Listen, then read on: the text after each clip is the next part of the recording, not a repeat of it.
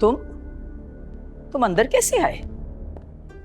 मुझे अपने घर में आने की किसी से इजाजत लेने की जरूरत नहीं है। अपना घर मकीनों से होता है और यहाँ तुम्हारा कोई अपना नहीं है। मेरा बेटा अहमर कहाँ है? ओह, तो तुम अपने बेटे के लिए आए हो? जाहिर है मैं अपने बेटे के लिए आया हूं। बाकी इस घर में मेरा किसी से कोई ताल्लुक नहीं है। बड़ी जल्दी ख्याल आया तुम्हें अपने बेटे का, जिससे गुम हुए 2 दिन हो चुके हैं। गुमशुदा लोगों को ढूंढ लिया जाता है, लेकिन जो खुद गुम हो जाए उन पर सिर्फ अफसोस किया जाता है। तुम कहना क्या चाह रहे हो? मैं समझी नहीं।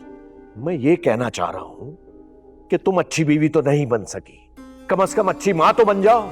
अरे माएं क्या क्या कुर्बानियां देती है अपनी औलाद के लिए, क्या कुछ नहीं करती वो। और तुम कैसी मां हो, अपने ही बेटे की जिंदगी उजाड़ने पर लगी हो। तुम्हारी यही तो प्रॉब्लम रही है जमाल। तुम्हें हमेशा मेरी ही गलती नजर आई है। तुमने कभी मुझे समझने की कोशिश ही नहीं की। मैं तुम्हें तुमसे ज्यादा समझता हूं। खुदारा, अपने बेटे की जान छोड़ दो, बचा लो अपनी साजिशों से उसे। तुम्हें लगता है ये सब मेरी वजह से हो रहा है? हाँ, अहमर जहां कहीं भी हो फौरन बुलाओ उसे। मैं नहीं जानती कि वो कहाँ है, मुझे कुछ बताकर नहीं गया। हो रियली? लेकिन तुम्हारा एतमाद तो मुझे कुछ और बता रहा है। तुम जो भी समझो, मुझे उसकी कोई परवाह नहीं है। लेकिन इस दफा मुझे नहीं मालूम कि वो कहाँ है, ना ही अहमर और सारा के झगड़े में मेरा कोई हाथ है। फिर वो कहां जा सकता है? कहां है वो? मैं नहीं जानती। उसका कमरा भी खाली है, कुछ सामान वहां नहीं है, वो पासपोर्ट तक लेके अपना चला गया है। मुझे तो लगता है वो कहीं मुल्क छोड़कर ही ना चला गया हो। हेलो, वालेकुम। क्या?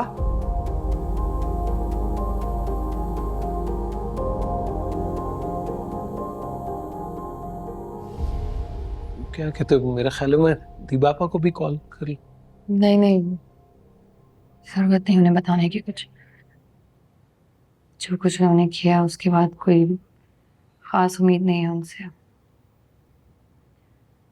बस अहमर भाई ने भी कौन सा तुम्हारा साथ दिया। बस सारा फैसला कर लो तुम, छोड़ दो, खत्म कर दो। He is not worth it. हम थक गए, लिटरली थक गए। मम्मी बिल्कुल ठीक कह रही है सारा। हम बस तुम्हें खुश देखना चाहते हैं सारा। तुम्हारी खुशी हमारे लिए सबसे ज्यादा इम्पोर्टेंट है।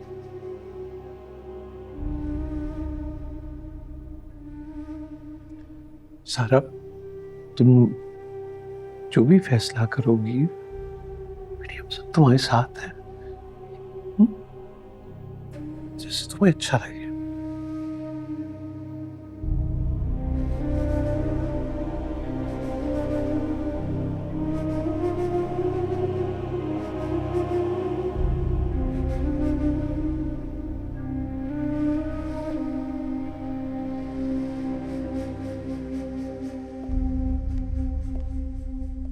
बैठो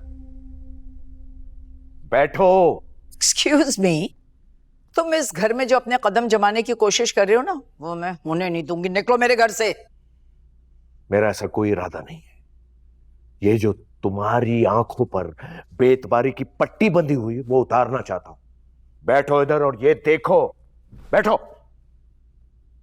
ये देखो। सर, आप एक लंबा अरसा एक ऐसी देखो। लड़की के खिलाफ केस लड़ते रहे जिसका इस केस से दूर दूर तक के कोई वास्ता नहीं था, और उसको आपने काफी डिफेम भी किया है इस सिलसिले में। तो आप क्या कहना चाहेंगे अब अपनी इस गलती से मुतालिक? जी, मैं सिर्फ ये कहना चाहूँगा जो हुआ वो एक गलतफहमी के बिना पे हुआ, और मैं बहुत ज़्यादा शर्मिंदा हूँ इस बात पे। आई होप हमारे बीच में मामला जो है वो हल हो जाए। थैंक्स। अब तो यकीन आ गया तुम्हें? क्या कह रहा है ये लड़का कि हमारी सारा बिल्कुल बेकसूर है, उसने कुछ नहीं किया। ये लड़का कह रहा है।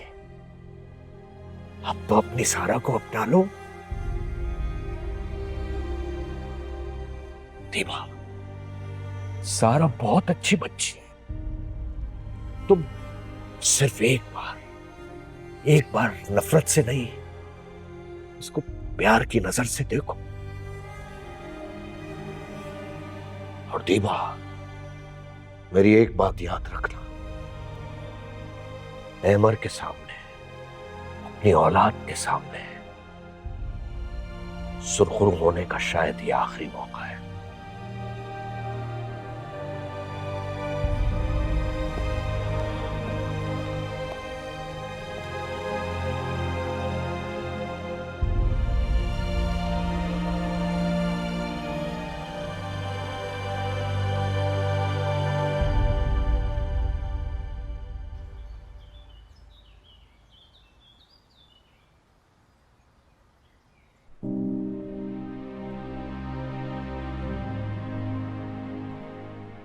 तुमने ये फैसला अपने पूरे होश आवाज में किया है?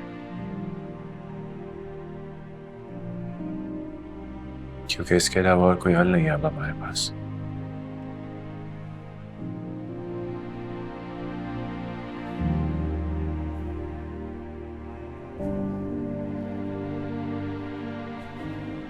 आपने हमेशा मेरा साथ दिया है और मुझे उम्मीद है कि आप आज भी मेरा साथ देंगे। बहुत मुश्किल राह चुनी है तुमने साईं।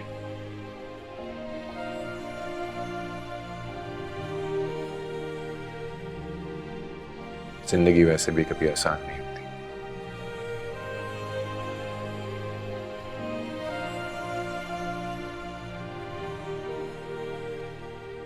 और अब तो गलतियों को सुधारने का वक्त आ गया।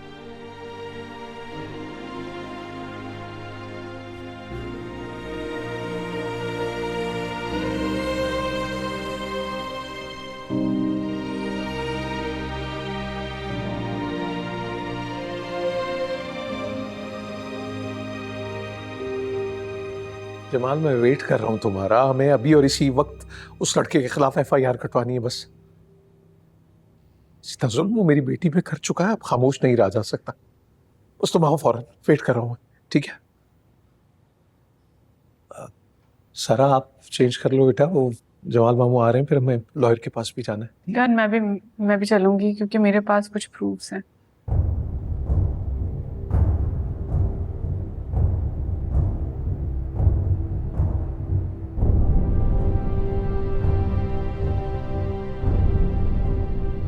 ठीक है, तुम भी चलो साहब। मैं उस लड़के को अब सिर्फ जेल की सलाखों के पीछे देखना चाहता हूं बस। अब आपको कहीं जाने की जरूरत नहीं पड़ेगी।